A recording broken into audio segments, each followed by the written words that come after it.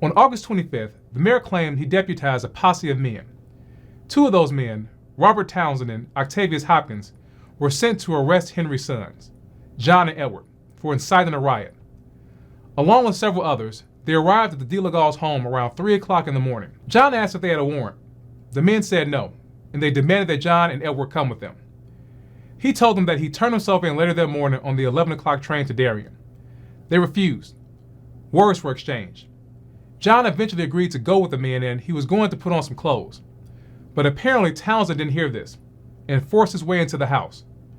John heard Townsend say that he had taken one life today and didn't mind taking another. Fearing for his life, John quickly grabbed his weapon. When he turned around, he saw Townsend moving toward him, with his weapon pointed in John's direction. John fired.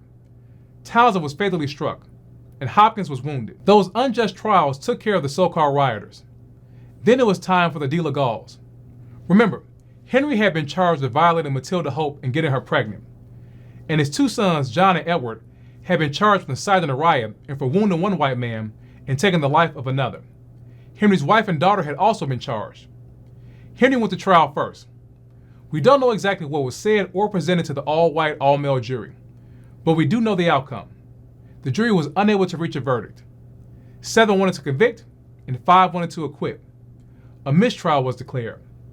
Henry was tried a second time, and this time he was acquitted. As for his sons, John and Edward, they were granted a change of venue, and their trials were moved to Effingham County. They were convicted of taking Robert Townsend's life and sent to prison for life. Now you heard from me, but I want to hear from you. Had you ever heard this story, and what did you think about it?